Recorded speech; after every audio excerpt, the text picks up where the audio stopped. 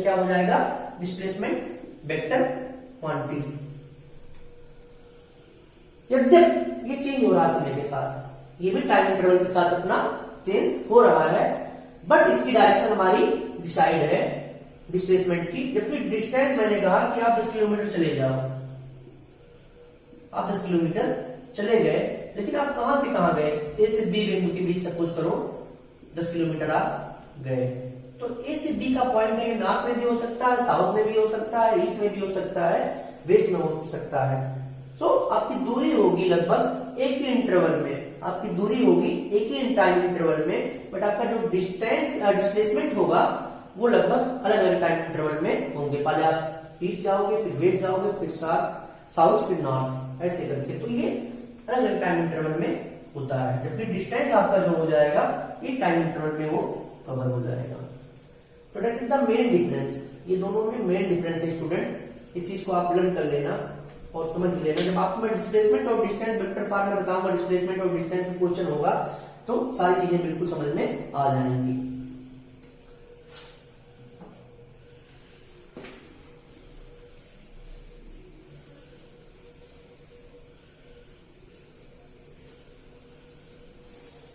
Question आप चाहे आप एनसीईआरटी की बुक ले लेना, चाहे आप एनसीईआरटी की बुक ले लेना, चाहे फिर आप कुमार मित्तल साहब की बुक ले लेना, कोई भी बुक ले लेना, आप प्रदीप की बुक ले लेना, आप फिजिकल वर्ड एंड मेजरमेंट पढ़ना और आपके सिलेबस के अकॉर्डिंग आप ये कोई भी चीज अगर छूट रही है, कोई टॉपिक, तो मुझे जरूर बताना, क्योंकि मैं कोई बुक फॉलो नहीं कर रहा हूं। तो मैं आपका सिलेबस जब देख लिया था आपकी बोर्ड वेबसाइट से, तो मैं उस सिलेबस को लेकर के चल पड़ा हूं। बाकी आपको अगर ऐसा कुछ होगा, कोई स्पेसिफिक टॉपिक छूट रहा होगा या आपको कोई रिक्वायरमेंट होगी, तो अपना कमेंट जरूर देना कि सर हमें ये चीज पढ़ना है, और आपकी इंप्रूवमेंट फर्दर मुझे मिलेगी, तो मैं और कोशिश करूंगा ये सारी चीजें ठीक हो।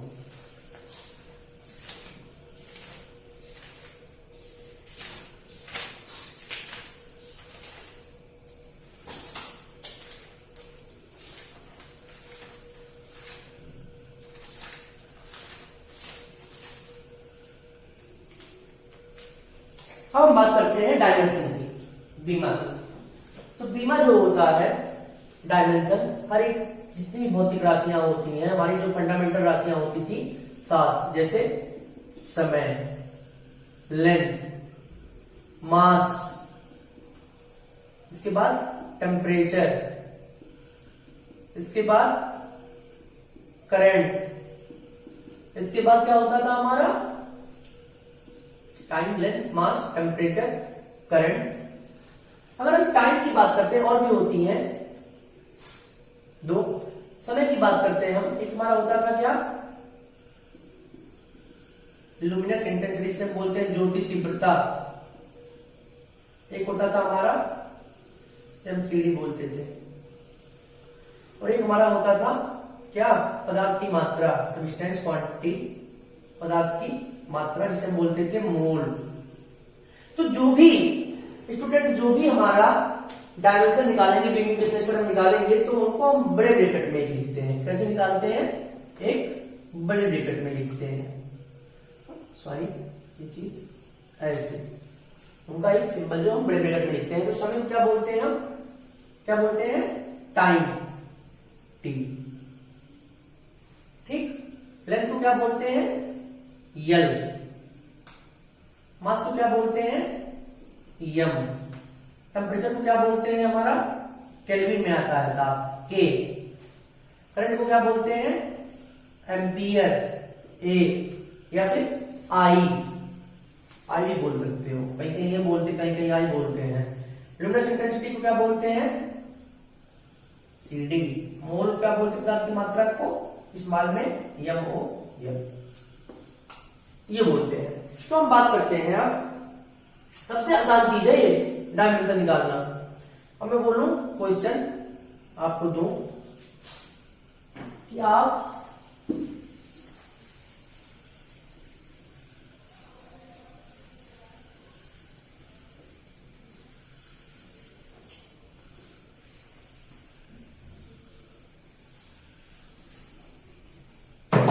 फोर्स की बताओ हमें, आप प्लास्टिक की बताओ, आप किसकी बताओ हमें, बोल्ट्जमैन कांस्टेंट की बताओ, आप एरिया की बताओ हमें, ठीक है।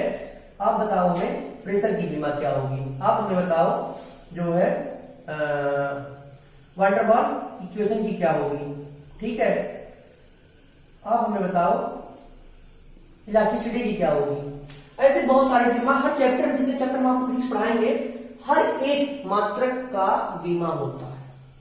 तो बल का क्या होता है, F इज इक्वल टू यम में द्रव्यमान इंटू त्वरण, मतलब एक्सीलरेशन। अब यम का क्या होगा, मैंने बोला था कैपिटल यम।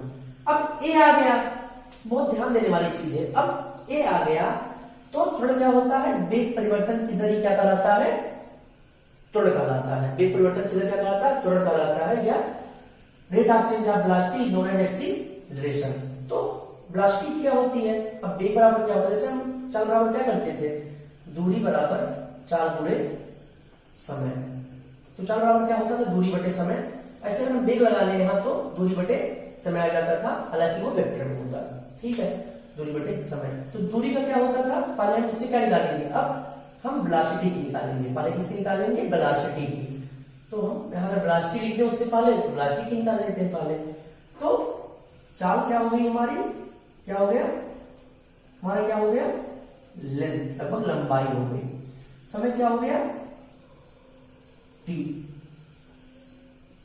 ठीक, समय क्या हो गया, टी। वेलोसिटी क्या हो गई, अब बताओ हमें वेलोसिटी क्या हो गई, हमारा वेग क्या हो गया, दूरी बटे समय, तो एल बटे टी। अब हम ऐसे लिख दो, ये टी को ऊपर जाएंगे हम लेकर के, टी को ऊपर जाएंगे लेकर के, तो v बराबर हो जाएगा एल टी पावर माइनस 1। ये हम कैसे निकालते हैं, मैंने लिख दिया कि पहले वेलोसिटी कैसे निकालेंगे हम, क्योंकि दूरी बराबर चाल बटे समय होता है, चाल बराबर दूरी बटे समय हो जाएगा, या वेलोसिटी बराबर हो जाएगा दूरी बटे समय। दूरी को क्या लिखेंगे, एल, लेंथ, लंबाई हो गई। समय क्या हो गया, टी, तो v क्या आ गया, L T power minus 1। Velocity की डायमेंशन क्या होगी, एल टी पावर माइनस 1। ऐसे हम बात करते हैं एक्सीलरेशन की। तो एक्सीलरेशन की क्या हो जाएगी, ए बराबर वेग परिवर्तन की दर कितने समय अंतराल में, मतलब वेग परिवर्तन की दर को हम त्वरण कहते हैं, हमारा वेलोसिटी में चेंजिंग होता है। तो v क्या होता है, L T power minus 1। T क्या होता है, टी यहां हो जाएगा, अभी टी ऊपर चल जाएगा तो हो जाएगा एल टी पावर माइनस 2। तो एक्सीलरेशन का डायमेंशन क्या हो जाएगा student, L T power minus 2। अब एफ इक्वल टू क्या होता है, एम में, तो M L T power minus 2। तो बल की विमा क्या आ गई, M equal to M L T power minus 2। ऐसे वेलोसिटी क्या आ गई थी हमारी, L T power minus 1। Acceleration की क्या आ गई, एल टी पावर माइनस 2। अब एक चीज और मैंने लिखा, यहां पूरा हम लिखते हैं M power 0 L power 1 T power minus 1 something power 0 is equal to 1। But हम अगर ऐसे लिखेंगे तो सिस्टमैटिक वे में होता है और अच्छा भी लगता है। अब ये हमने लिखा था वेलोसिटी, तो वेलोसिटी की हमने पहले लिख दिया था L T power minus 1। Boltzmann constant, तो बोल्ट्जमैन कांस्टेंट क्या होता है, मैं आपको जब पूरी फिजिक्स की चैप्टर पढ़ाऊंगा तो जहां एक चैप्टर आता है वो मैं आपको बताऊंगा, उसमें ये बोल्ट्जमैन कांस्टेंट आता है। ऐसे हमारा एरिया तो हमें पता ही होगा, ये हो जाएगा एल स्क्वायर, ये मैं बोल्ट्जमैन का आपको बता रहा हूं। ऐसे प्रेशर इक्वल टू क्या होता है, फोर्स बाई एरिया, तो M L T power minus 2 upon area का क्या हो जाएगा, L square, P equal to F by A. अच्छा एक चीज और देखना, फोर्स बटे एरिया, तो प्रेशर क्या हो जाएगा, ये एल ऊपर जाएगा तो हमारा हो जाएगा M L power minus 1 T power minus 2। Pressure की डायमेंशन क्या आ जाएगी, M equal to M L power minus 1 T power minus 2। अब इलास्टिसिटी, प्रत्यास्थता गुणांक, वो मैं प्रत्यास्थता उसकी मैं बता दूंगा बाद में, प्रत्यास्थता चैप्टर आपको पढ़ाऊंगा। कुछ डायमेंशन जो है इंपॉर्टेंट उसको मैं आपको लिखवा देता हूँ, बाकी आप खुद से बनाना और जितने भी फार्मूले आपको याद रहेंगे उसी पे डायमेंशन बन जाएगा, बहुत ही आसान है। बट कुछ क्वेश्चन जो एग्जाम में आते हैं थोड़े टफ है, वो मैं आपको बता देता हूँ। उसके बाद जब न्यूमेरिकल पढ़ाऊंगा पूरे डायमेंशन पे तो आपको पूरा डायमेंशन ही क्लियर हो जाएगा कि डायमेंशन हम कैसे निकालते हैं। कुछ हमारे पास है जो आपको बता देता हूँ, इसके पीछे आपको इम्पोर्टेंट है और बनाने हैं।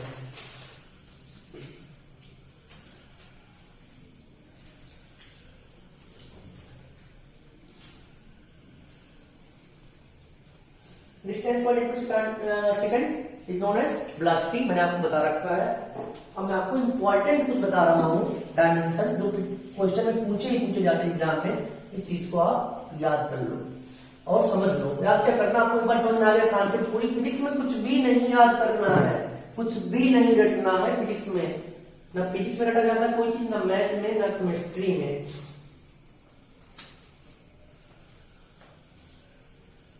एक क्वेश्चन है आपका सरफेस एनर्जी की डायमेंशन क्या होगी, सरफेस एनर्जी की डायमेंशन क्या होती है। तो एनर्जी इक्वल टू क्या होता है, एनर्जी इक्वल टू क्या होता है, मतलब ऊर्जा बराबर क्या होती है, कार्य बटे समय।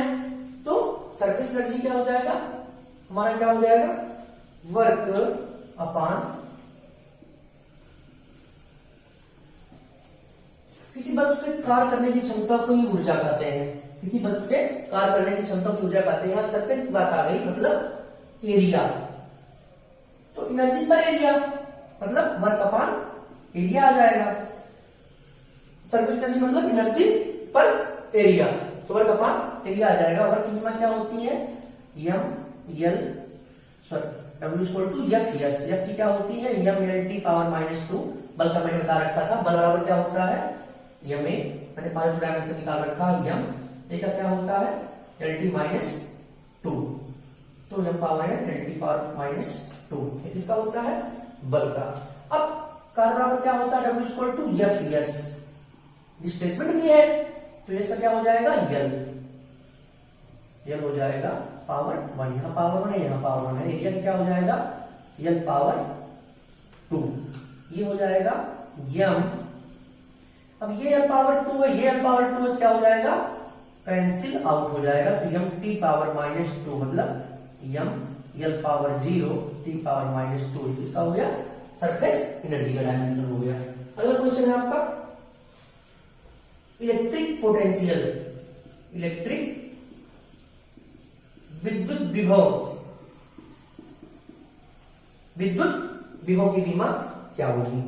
तो इलेक्ट्रिक पोटेंशियल का फार्मूला क्या होता है आपका, विद्युत विभव का फार्मूला क्या होता है,